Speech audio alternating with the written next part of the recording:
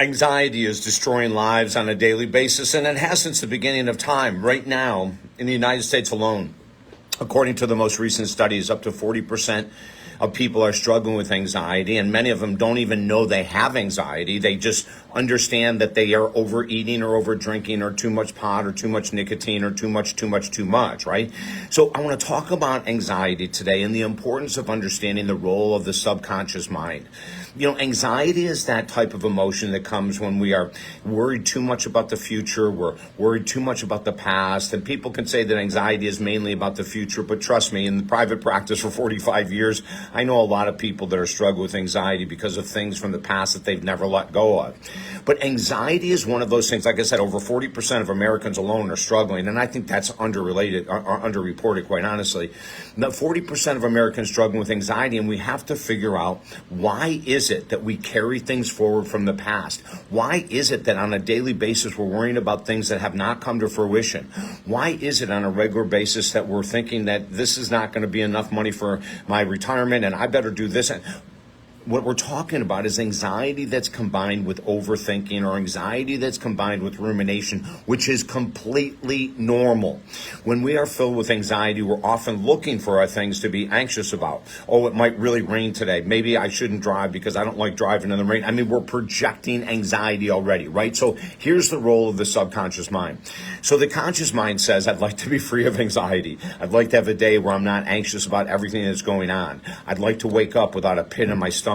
I have clients in my clinical practice right now that are waking up, and they have for months now, with pits in their stomach. We're just starting to work on it, but they go, David, how in the world, when nothing has happened over the night, do I wake up with anxiety? Like, how does that happen? And the answer is the subconscious mind. So the conscious mind says, I don't want anxiety. Anxiety is running my life, if we're even that conscious, and we know we have anxiety, right? Why do we keep worrying about things that we can't control in the future? Why do we keep worrying about things from the past that are no longer here?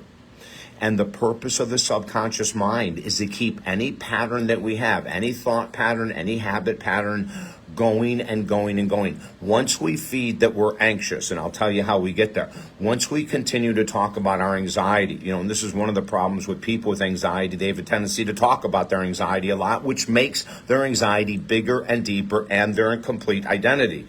Oh, I could never go to that concert. There's too many people. I get anxiety around individuals. Oh, no, I couldn't go to a dog park. And when I was a kid, we had a dog, and I don't like dogs, and I get really, really anxious. You see how these things aren't even related to the present moment? But when we continually talk about our anxiety, the subconscious picks that up as a pattern, and it believes that that's what we want, is to talk more about anxiety, to worry more, to be more anxious, because we continue to talk about it, think about it, do it, right? So the subconscious mind is just giving us back what we have given it for 2, 4, 10, 15 years. And one of the ways anxiety happens is between 0 and 18.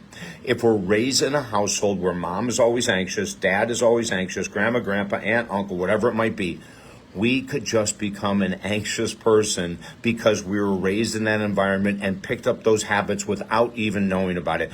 I have people that have been raised in perfectionistic household, which means anxiety household, and they move forward. I worked with a guy and a woman. One was 40, one was in their 60s, and they had been filled with anxiety all their life based on perfectionism, because they were raised in a household where they had to be perfect.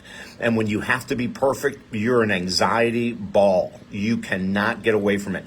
So listen, join me right now. Let's shatter this anxiety. Let's remove it from the subconscious. We have tools that we've been teaching for 45 years of how to tap into that subconscious mind and to eliminate anxiety almost completely. Now, there'll always be things that we can be anxious about that are out of our control, like a war or something like that.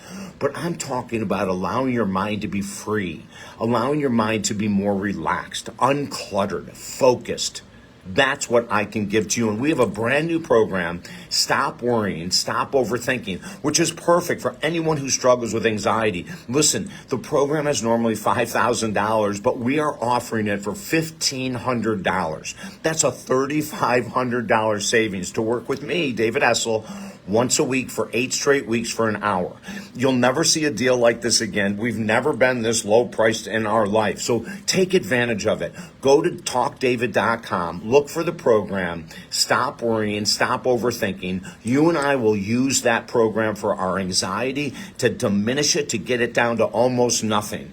It's inexpensive. Join me today. We can work with you from anywhere in the world.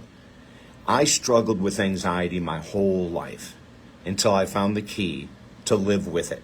I'm going to share those keys with you. Join me at talkdavid.com. Have a beautiful day.